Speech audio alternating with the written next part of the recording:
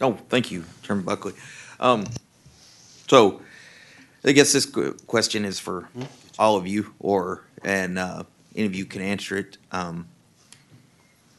So we're sitting here today because essentially when we tried to fund schools in the last session and we wouldn't do a voucher, now it's tied together.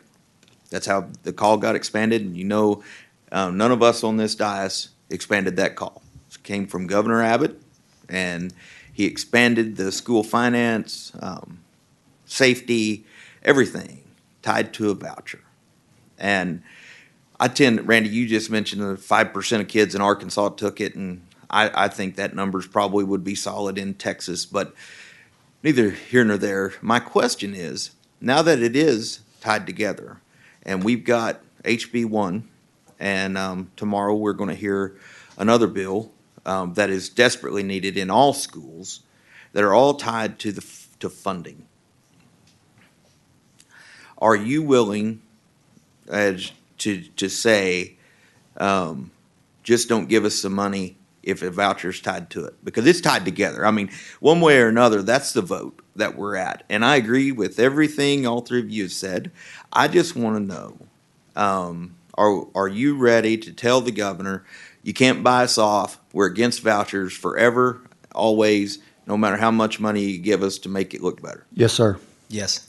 Yes, sir. And the fact that this is tied together, I want to say something about that. I wish you would. I do too. Yeah. The fact, That's I had written down, I was going to start, and I changed my mind, I didn't say it, but I'm going to say it. It would be one thing if we were, and if I offend you, I kind of apologize. If we were having this discussion as a real policy debate, like it was really a merited policy discussion, and I'm not blaming anyone, Chairman Buckley, this is about the governor, and we weren't having to have the funding that our schools need held hostage. Saying, if this was a policy discussion, that would be one thing. And we're trying to do this, and I will tell you that those of us who kind of get wonky with public ed policy, we get frustrated because this is in our mind, in our eyes, this is a political discussion. This is not about. Now, I don't want to minimize parents, and I'm probably going to get criticized for this. I am not saying that parents and the right to have choices about where their kids go to school is not an important policy discussion, and we should have that. But this has been turned into a political fight. If it wasn't, you and the governor and the lieutenant governor and Senate would have already approved the funding that y'all feel is appropriate, that you can afford. These guys, we wouldn't be representing superintendents who are cutting staff, who are consolidating schools. We wouldn't be going through what we're going through right now had it not been. So living in this state, I've gotten more emotional, angry about this whole hostage taking, and we will give you money if you give me this. The stakes are so high with the almost 6 million kids. I have found it extremely offensive and disingenuous to even have a discussion on this as a policy matter because of this thing hanging over our head about if you don't do this, you're not going to get a dime. So to your answer, you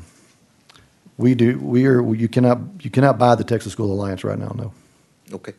And I would add to that, very simply, if we're going to make a decision of this magnitude with this kind of impact, don't we want that particular initiative to stand on its own merit? We don't want it to be attached or dependent on something else actually happening for that to actually. We want to have a rich debate about what kind of value does this provide for our state long term. And that's what I question is the genuineness of the effort to move forward and do something substantial for all kids in our state. Representative King, I echo what both of them said, and I want to give you an example. I had an opportunity to visit with Chairman Buckley's office, and we discussed in this and things like that, and I went back to a couple of my superintendents, and I asked them, okay, here's what some things look like, and this is what we're working with. Is this enough for you to move on vouchers? And and the superintendent was standing right by her board president, and they had financial problems. I mean, they were trying to shuffle things around in January when we were doing it. And she says, Absolutely not. Until they come to the table with a program that mirrors what we do and what we're held accountable for and what we do, I will not, there's not any money that will make me move. And they needed money. I really thought I'd come back after I visited that, hey, this is kind of what we're looking at, because it does make you pause what you're trying to do and we're trying to do. But as Benny just said, these should be separate issues. Our 340,000 school employees and teachers should not be held hostage over the education savings account. They should be voted on their own. If the governor wants this bad, put it out as a constitutional amendment and let the state decide it, and not the political parties in power. Those are things that that we have to work with and work around. And I commend you for what you're doing. This is not easy, but right now we're not there yet, Chairman King.